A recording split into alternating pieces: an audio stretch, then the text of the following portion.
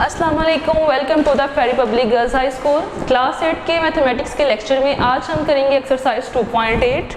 तो 2.8 में हम स्क्वायर और स्क्वायर रूट से ही रिलेटेड क्वेश्चंस करेंगे, लेकिन यहाँ पे डिफरेंस ये है कि अब हमें स्टेटमेंट दी गई है जैसे हमारे रियल लाइफ प्रॉब्लम्स दिए जाते हैं, तो ऐसे ही हमने real life problems involving square root find out करना है यहाँ पे। तो हमारे पास 2.8 में क्वेश्चन 1 क्या है, the area of square field is 14,400 square metre. तो यहाँ पे हमें एरिया गिवन है, एरिया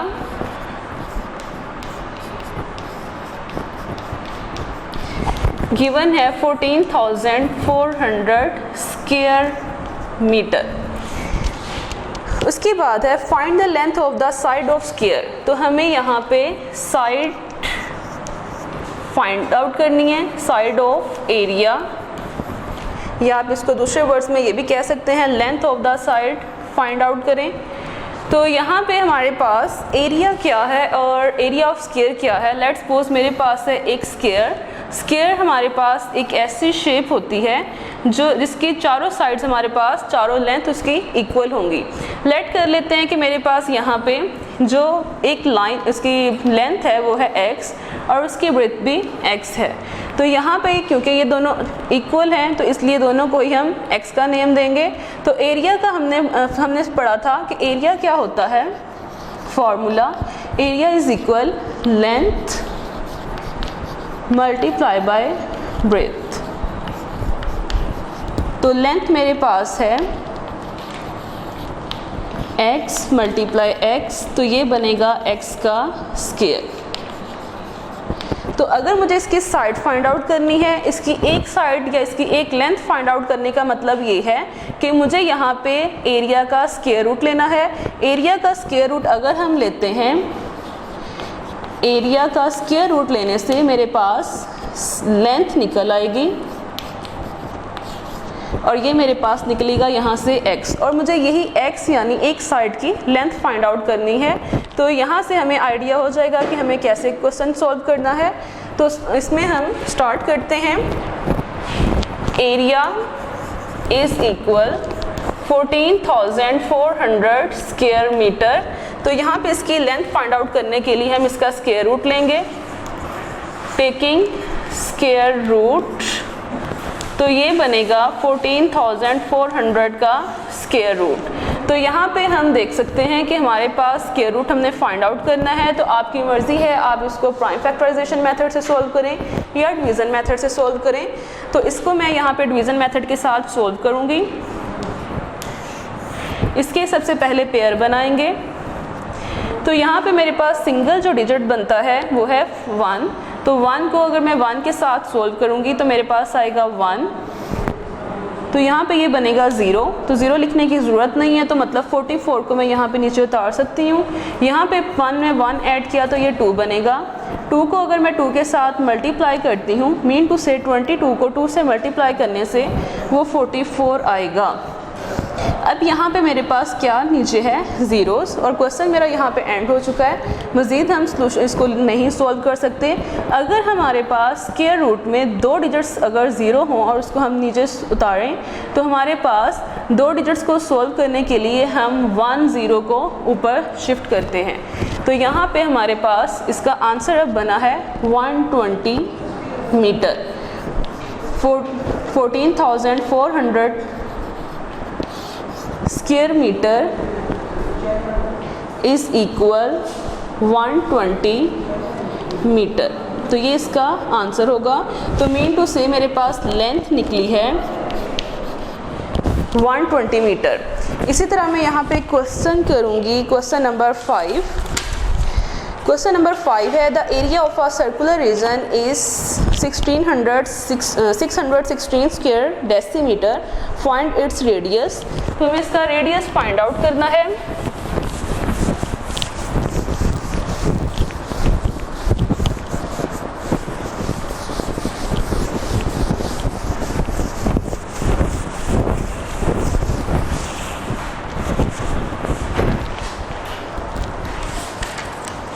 क्वेश्चन नंबर 5 है the area of a circular region is 616 square meter, area is equal 616 square meter, sorry square decimetre है।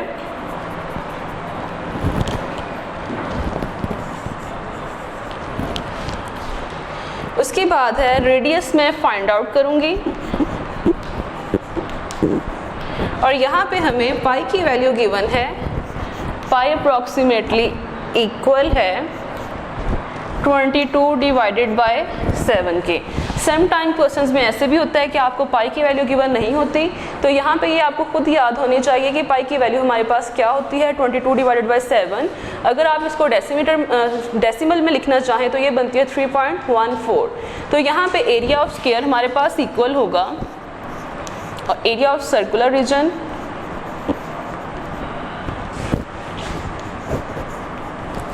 ये इक्वल होगा पाई are square के। तो एरिया हमें गिवन है, एरिया हमारे पास 616, पाई की वैल्यू हमें गिवन है 22 डिवाइडेड बाय 7, आर की वैल्यू हमने फाइंड आउट करनी है।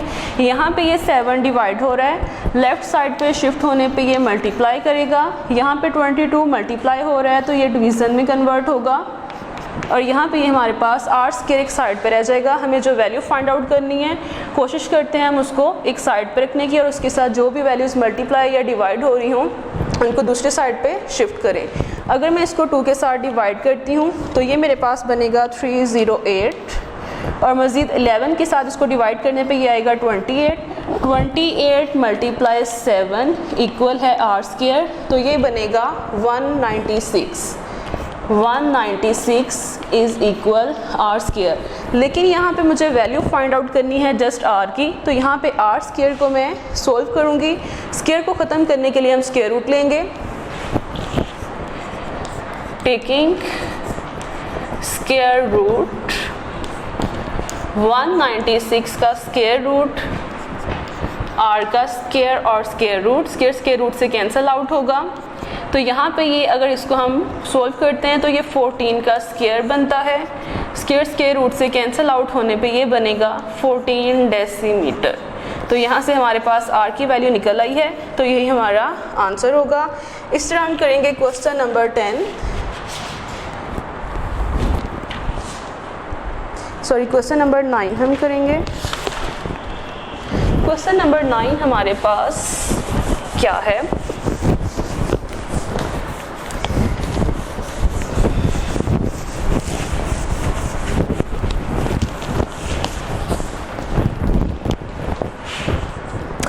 The cost of ploughing in a square field is ₹2450 at the rate of ₹2 per 100 square meter. Find the length of side of the square.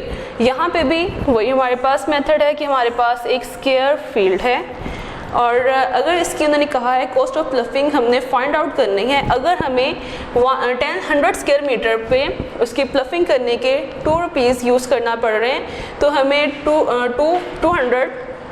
2450 rupees कितने area पे कितनी length पे उसके खर्च करना पड़ेंगे। तो यहाँ पे मेरे पास है, लेट कर लेती हूँ, लेंथ है x और दूसरी उसकी ब्रेथ भी है x, क्योंकि स्क्वायर में ये दोनों सेम होती हैं तो इनको हम लिख सकते हैं area is equal length multiply by breath और ये बनेगा x मल्टीप्लाई x और ये आएगा x का स्क्वायर। तो यहाँ पे मैं इसको सोल्व करूँगी तो मेरे पास सॉल्यूशन इसका स्टार्ट हो रहा है। तो लेट कर लेते हैं हमारे पास if cost is ₹2 then area is equal 100 square metre. Let कर लेते हैं कि अगर हमारे पास ₹2 हैं तो एरिया हमारे पास कितना होगा 100 मीटर स्क्वायर होगा जिसकी हमने प्लफिंग करनी है। If cost is ₹1 then area is equal 100 divided by 2। तो यहाँ पे हमारे पास 2 हो या जो भी वैल्यू हो उसको हम दूसरी साइड पे ले जाके डिवाइड करते हैं। जब यहाँ पे हम लेट करेंगे कि हमारे पास कॉस्ट 1 रुपीज़ है। अब हमें जो नेक्स्ट हमें गिवन होगी रुपीज़, हम अब उसको रखेंगे यहाँ पे। If cost is rupees 2450 then area, तो हमारे पास एरिया क्या होगा 100 डिवाइडेड बाय 2 मल्टीप्लाई 2450। सबसे पहले हमने क्या किया है, हमने लेट किया है कि हमारे पास अगर कॉस्ट है 2 रुपीज़ तो हमारे पास एरिया कितना होगा 100 स्क्वायर मीटर। अगर अब हमारे पास कॉस्ट है 1 रुपीज़ तो हमारे पास एरिया क्या होगा, ₹2 है तो 100 मीटर है। अगर ₹1 है, इसका हाफ हुआ है तो जाहिर बात है अब इसका भी हम एरिया का भी हाफ लेंगे, तो इसको हम यहाँ पे इसके साथ 2 के डिवाइड करेंगे।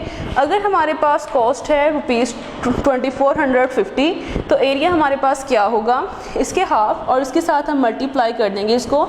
सबसे पहले हम सिंपल लिखते हैं, उसके बाद अगर 1 रुपीज़ के साथ ले रहे हैं तो डिवीज़न आएगा। उसके बाद हमारे पास जो एक्चुअल वैल्यू का हमने फाइंड आउट करना है, अगर हमें वो एरिया फाइंड आउट करना हो तो उसके साथ हम मल्टीप्लाई करते हैं। अगर इसको मल्टीप्लाई करें तो हमारे पास बनेगा 1225, तो ये बनता है 1225। इसको इसके साथ मल्टीप्लाई करेंगे तो मेरे पास एरिया बनेगा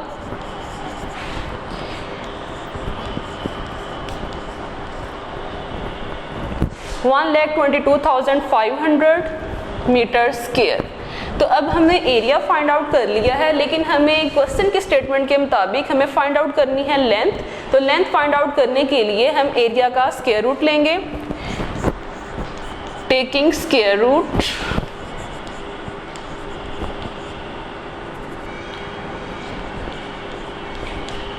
तो इसका स्क्वायर रूट हमारे पास क्या आएगा 1,22,500 स्क्वायर रूट। तो इसका स्क्वायर रूट अगर हम डिवीज़न मेथड से सोल्व करते हैं तो हमारे पास बनेगा 3 पे, 3 के साथ सोल्व करने पे ये आएगा 9। इनको माइनस करते हैं, 12 में से अगर मैं 9 को माइनस करूँगी तो आएगा 3। 25 को पेयर हम नीचे उतारेंगे, यहाँ पे 3 में 3 ऐड करेंगे तो ये बनेगा 6। 6 को 5 के साथ सोल्व करेंगे तो ये बनेगा 325। यहाँ पे अगेन हमारे पास ज़ीरोज़ आए, तो ज़ीरो का पेयर अगर हम नीचे उतार रहे हैं तो हम उसको 1 जो सिंगल ज़ीरो होगा उसको हम आंसर के साथ यूज़ करते हैं, तो ये टोटल बनता है 350। तो यहाँ पे एरिया का स्क्वायर रूट फाइंड आउट करने का मतलब है कि ये इक्वल होगा लेंथ के। तो ये हमारे पास लेंथ निकलती है 350 मीटर। हमारे पास अगर सिंगल लेंथ हो तो हम उसके लिए सिंगल मीटर या डेसीमीटर वगैरह यूज़ करते हैं। अगर हमें एरिया फाइंड आउट करना हो तो एरिया हमारे पास हमेशा स्क्वायर में होगा। और अगर हम बात करेंगे वॉल्यूम की तो वॉल्यूम हमारे पास हमेशा क्यूब में होता है। तो यहाँ पे हमारा आज का लेक्चर ख़त्म हुआ है। नेक्स्ट लेक्चर के साथ हाजिर होंगे। अल्लाह हाफिज़।